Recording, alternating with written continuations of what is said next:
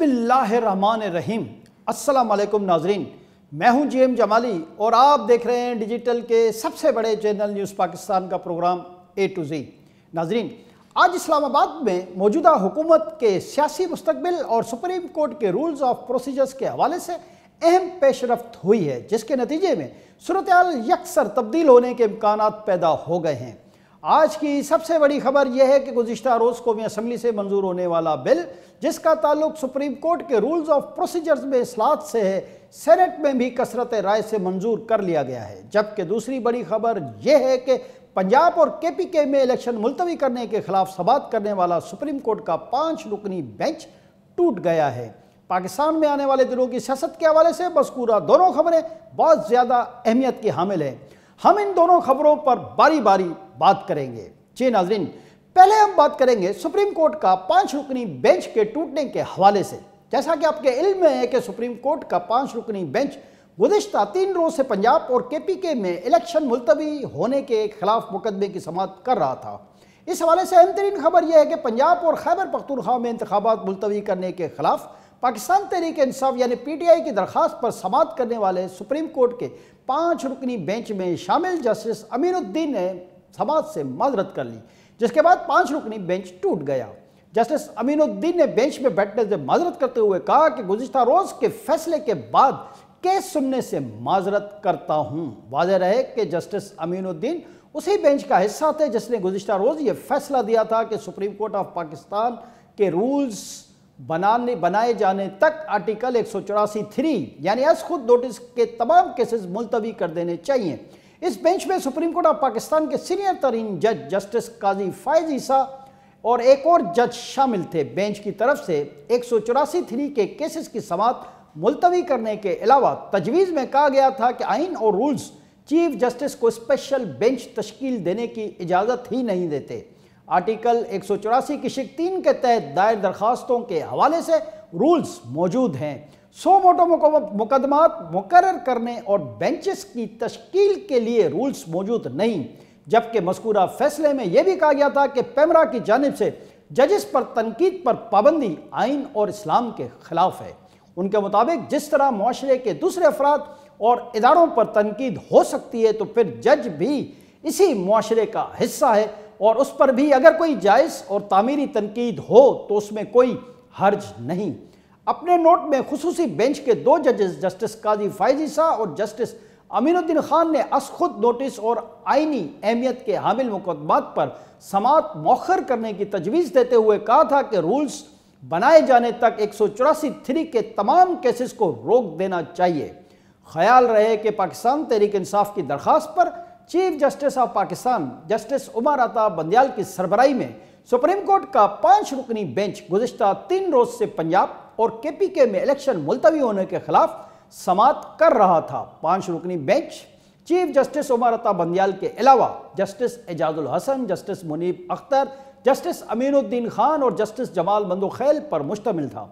जी नाज़रीन, यहाँ ये बात भी बहुत ज़्यादा अहमियत की हामिल है कि पंजाब और केपीके में इलेक्शन के अल्तवा के खिलाफ अस खुद नोटिस की समाअत करने वाला बेंच उस वक्त टूटा है कि जब यह इम्कान जाहिर किया जा रहा था कि आज चीफ जस्टिस के सरबराही में मुकदमे की समाअत करने वाला 5 रुकनी बेंच मुकदमे का फैसला सुना देगा।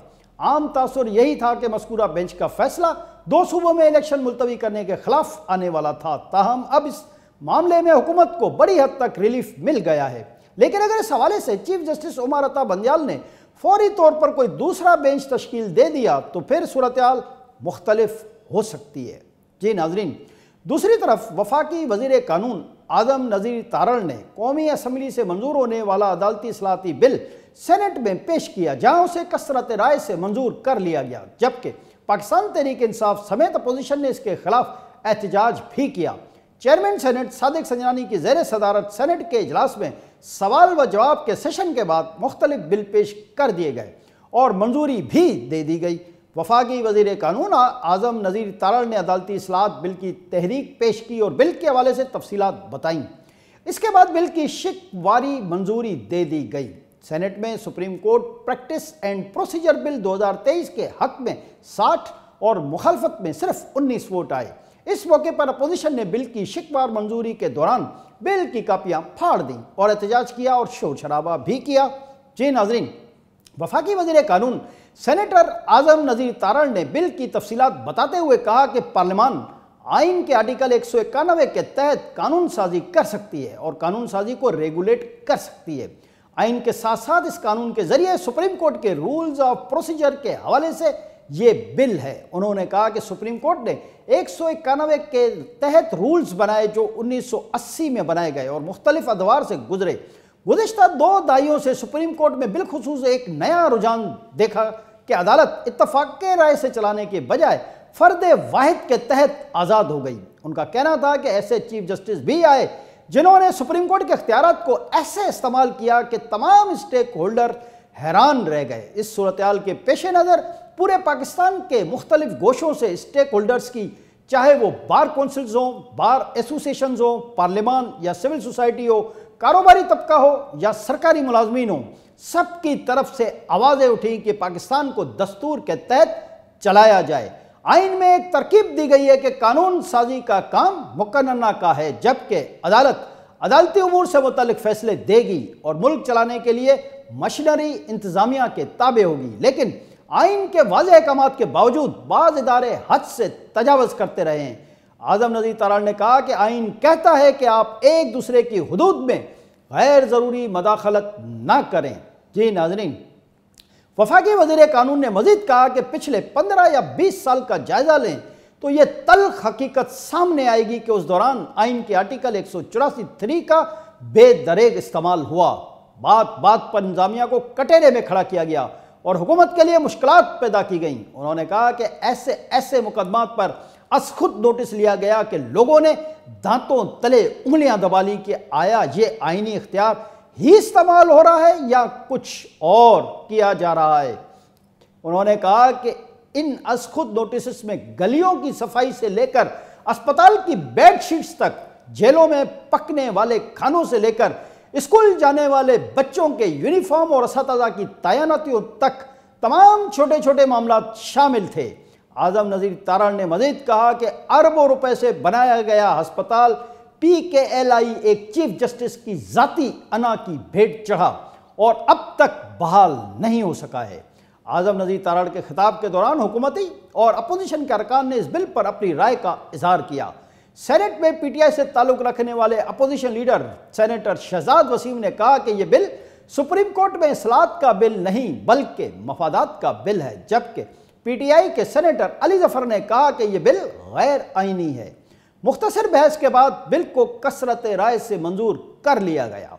ज़्यादातर कानूनदान इस बिल की मंजूरी को वक्त की अहम तरीन ज़रूरत और supreme court practice and procedures के हवाले से बड़ी अहम पेशरफ्त करार दे रहे हैं, लेकिन दूसरी तरफ इस हवाले से बहुत अहम सवालात भी उठ खड़े हुए हैं।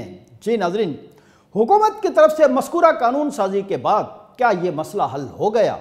क्या अदलिया और हुकूमत के दरमियान जो इख्तियारात की गैर एलानिया जंग है वो ख़त्म हो गई?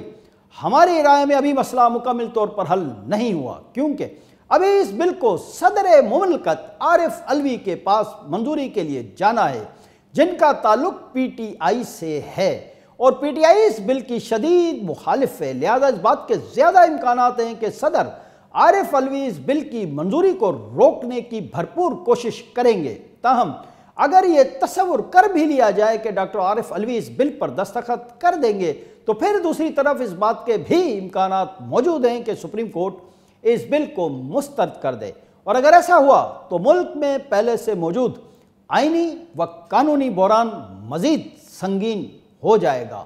आज के लिए इतना ही। अगले प्रोग्राम तक के लिए अपने मेज़बान JM जमाली को इजाज़त दीजिए। अल्लाह हाफ़िज़।